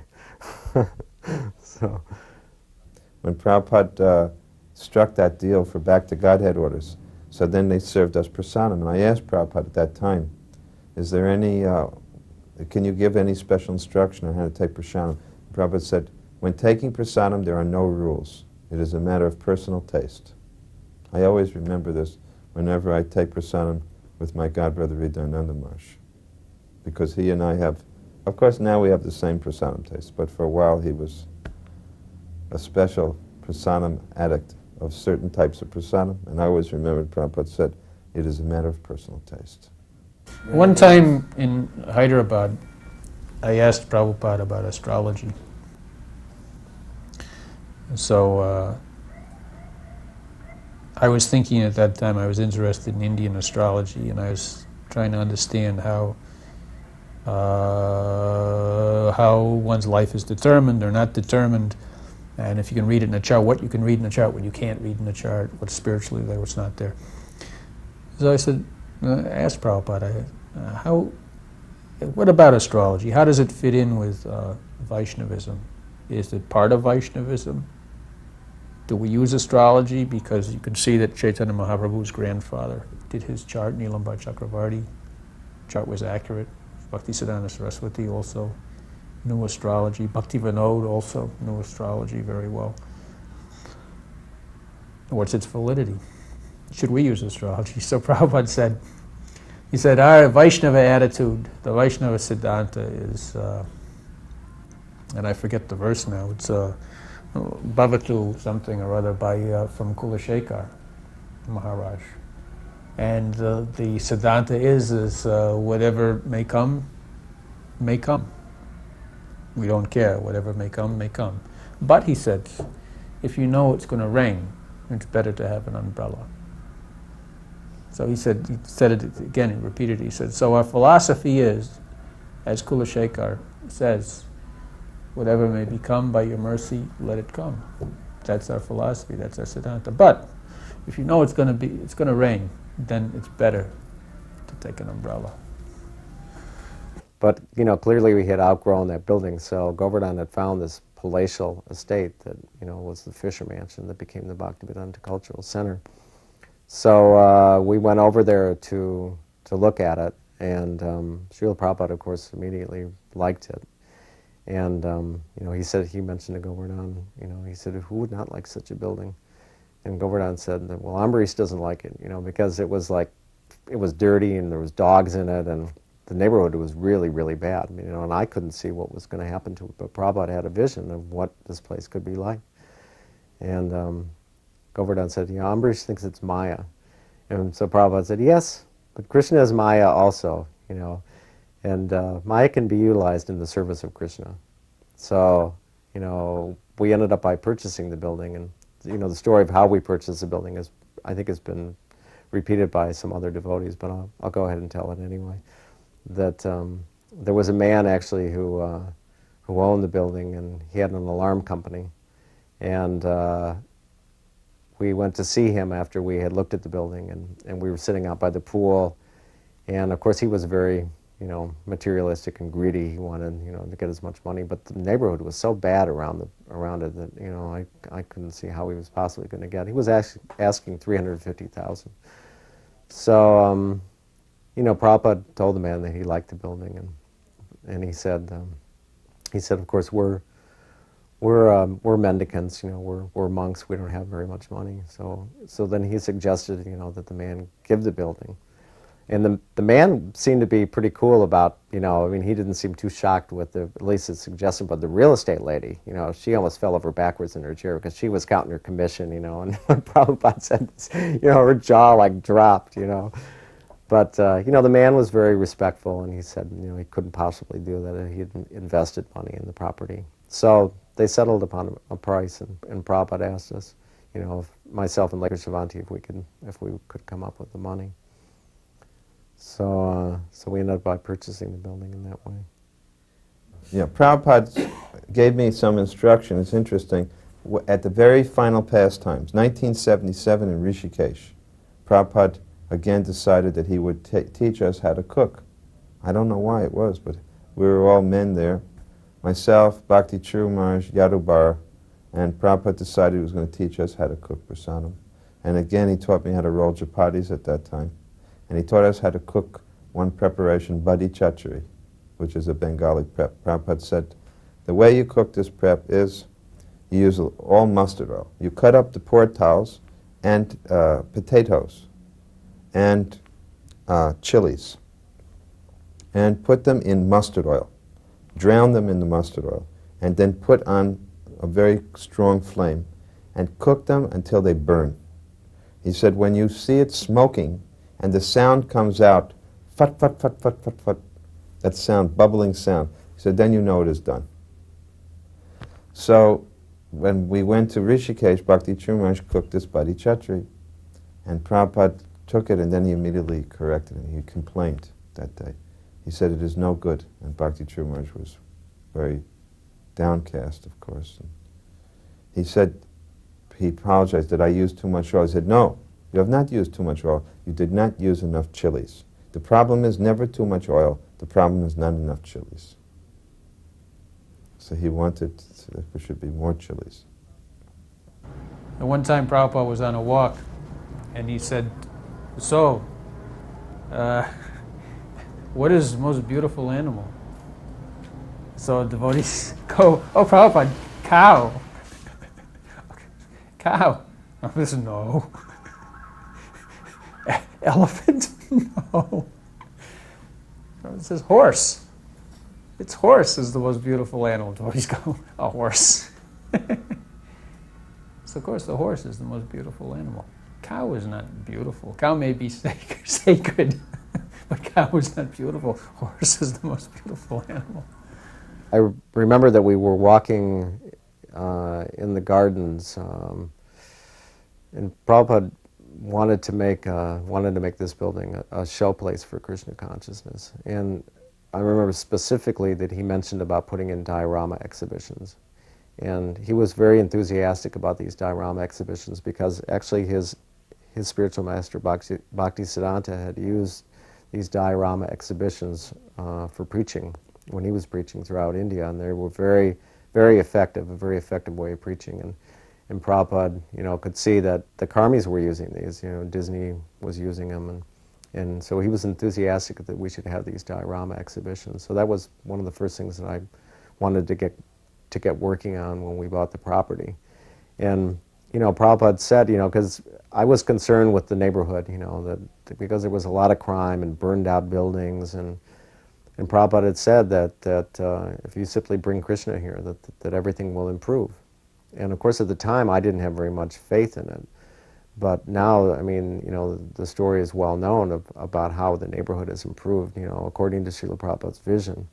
That, there's luxury condominiums there now. There's the first new housing development within the city limits of Detroit in 40 or 50 years, or is there now. And the whole neighborhood has been transformed. And they have said specifically it's because the temple is there. So Prabhupada could see, he could see that this was going to happen.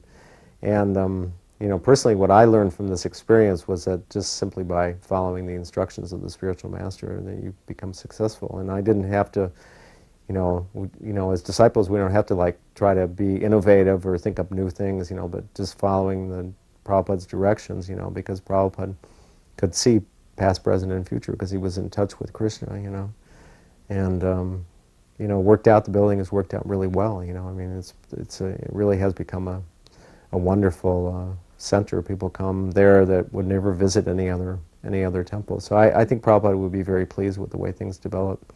He envisioned that people would come by in their boats and take prasadam, and all these things have come to pass, one way or another. So one time we were driving to Bombay. We were staying, this is before we ever had a temple in Bombay, really early, 1970, maybe November. And we were driving, and it was in the middle of a traffic jam. It was just going to that program of Sumati Maharaj's at Scindia House. And we went into a traffic jam, and it was horrendous fumes, In those days, there was no air-conditioned cars there, anything. Horrible. And Prabhupada got sick to his stomach.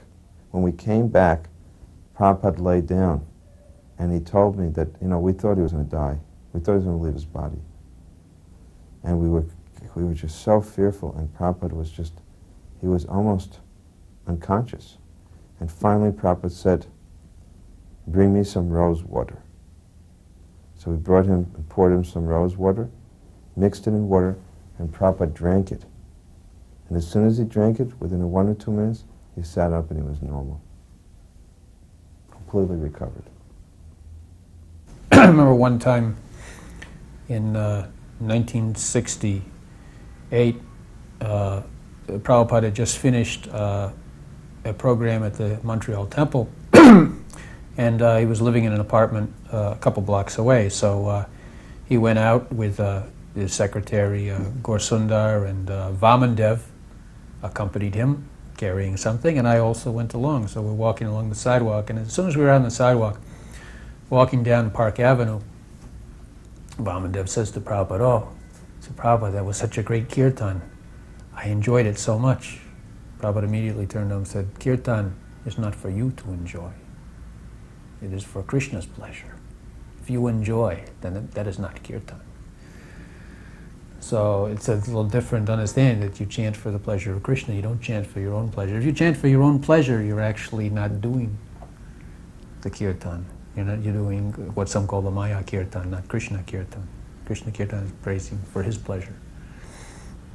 I remember after we finished purchasing the new temple in Detroit, that the night after the purchase was signed and completed, that the real estate lady and her partner, who were these, just two middle-aged Polish women, from this realtor company, came to congratulate Prabhupada, and they were both intoxicated, And, they came up and they were laughing, and Prabhupada was so kind, and he was very happy too, because we had purchased this building at a pretty good price, But Prabhupada was very friendly, and you know, he never discriminated against anybody. You know, he always made whoever it was feel very comfortable and you know, and personable. His attitude was so personable. It was amazing. So when Prabhupada was leaving his body, and he wanted to go, you know, to Gitanagari and help us in knowing how to do Varnashram Dharma. He stopped in England. By that time, I was in Eastern Europe, and we had heard that Prabhupada was coming. So we dropped everything, and we came to, you know, to the manor. So when Srila Prabhupada heard that I was around, he immediately told devotees to, you know, to call for me. And by that time, Prabhupada, you know, had practically stopped all bodily functions, and devotees were carrying him, you know, in the palanquin to have darshan. So when I came in, and it was, let's see, there was one devotee, there was Krishna Kshetra, and a devotee, he left his body, I think his name was Dwarkadish. He used to work in Hungary and Poland and those places. So we were all together, and Tamal Krishna Maharaj was there. So Tamal had already written me many wonderful letters telling me how that I should continue sending these letters to Prabhupada as he's sick, is giving him new life. He was probably so happy to hear about the preaching, how his books were going into so many different places. And so I was send reports about every 2 weeks. And I would be sending detailed reports. Who got the books, what was said, what was done. And Tamal would tell us how Prabhupada would hear this after taking lunch. And that after being garlanded and put chandan on him, and he would sit back, and Tamal would tell me he would close his eyes and he would swoon, and etc. So Tamal was eager for me to come in, for Prabhupada to see me. So an interesting thing happened. I came in, I sat before Prabhupada's desk, and Prabhupada his voice was so weak. So he would call me, he would motion over to come closer. So then I came a little closer. And then he motioned for me to come around the desk. And then when I came around, Prabhupada started rubbing my head. And then he started like crying, you know. And then he embraced me. And then he said something which I didn't quite understand. But then what he said later, he says, "Your life is successful." And then I said, "Prabhupada, we're only doing things because you are forcing us. Otherwise, how could we do anything?" And then his voice became very strong, even though he was so weak. His body was so weak. He says, "Yes, and that is the parampara. My guru has forced me, and I am forcing you. And that is how things are going on." And it was so amazing. And it was the most amazing experience I ever had with Srila Prabhupada. I mean, I couldn't appreciate it. And the next thing that happened shows you how I didn't appreciate it. Because it just came upon me, you know, it was so fast. And Prabhupada was like so weak, and at the same time, he was so strong and giving so much love. So the next day, now this was the very last time I saw Prabhupada. The next day, Tamal wanted me to experience what Prabhupada's mood was when he would read these reports. So he wanted me to physically come in and to read a report to Srila Prabhupada. Because he would write me these letters saying, how Prabhupada says, your work, he would give comments after, Tamal would read to him, and then Prabhupada would give some comments, and then Tamal would send me the comments. And they're some of the most amazing letters I've seen. And not because they're my letters, but they're some of the most amazing letters.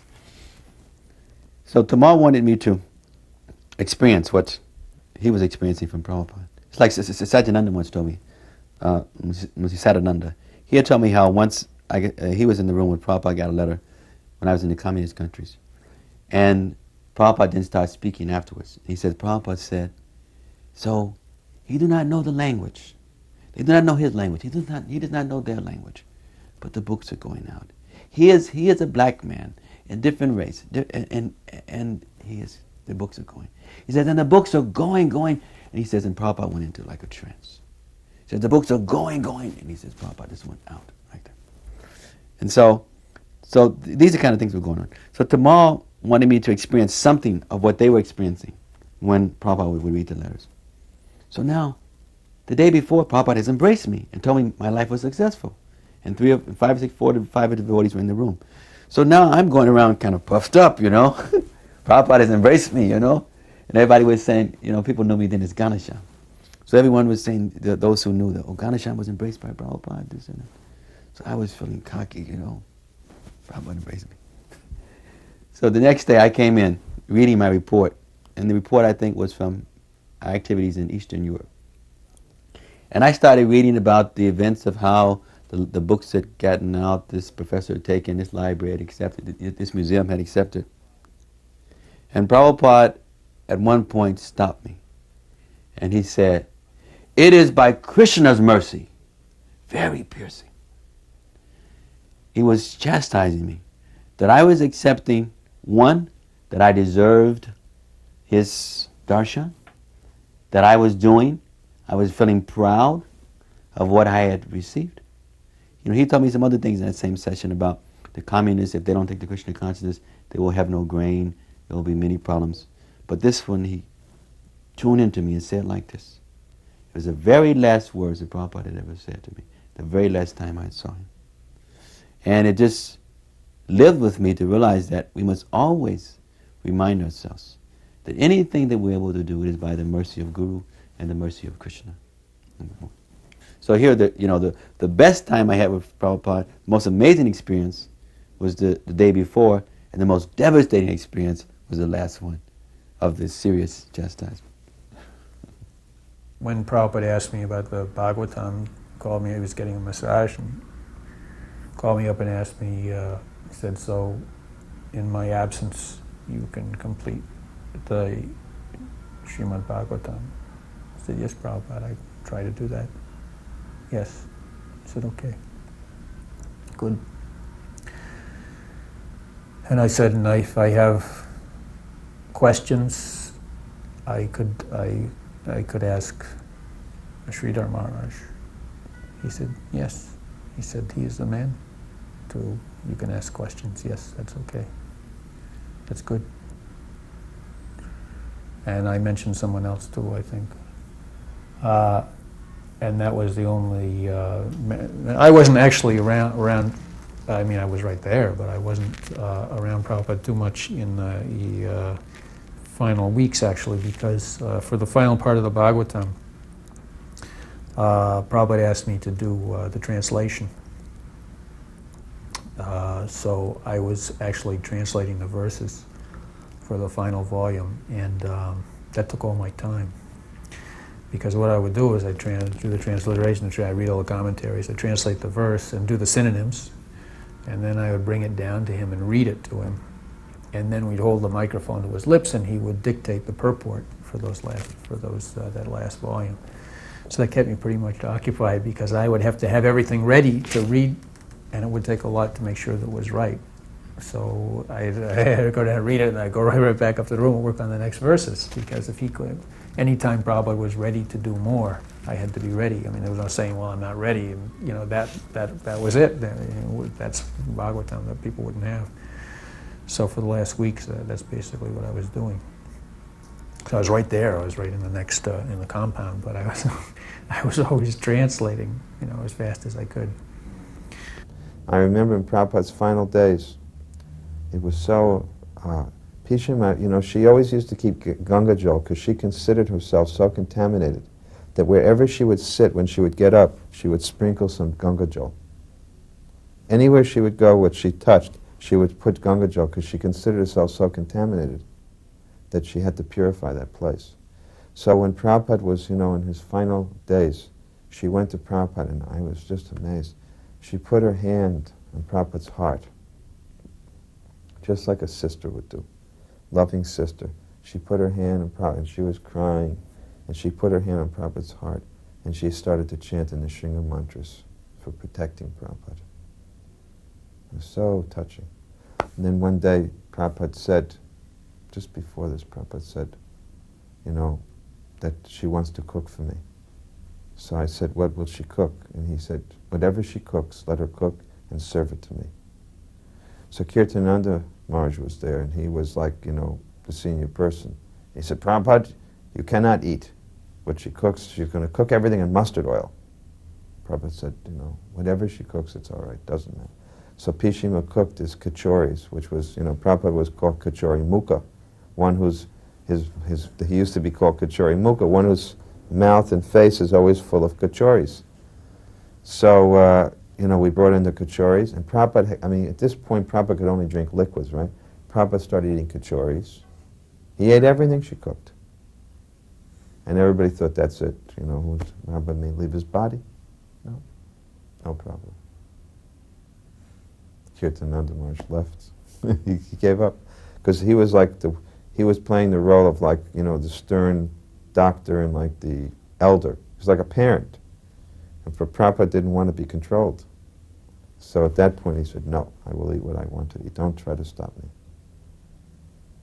During the last few months of his life, when I think it was actually just before he left, and I knew he was really ill, and some devotees were going to India, but for some reason, I just never thought that he was going to depart. I thought, how can he leave? He can't leave us now. And so I did not go to India, and I'd been there for 2 months a couple of years before, and had gotten quite ill, so I wasn't anxious to go back to India, although, in retrospect, I wish I had gone.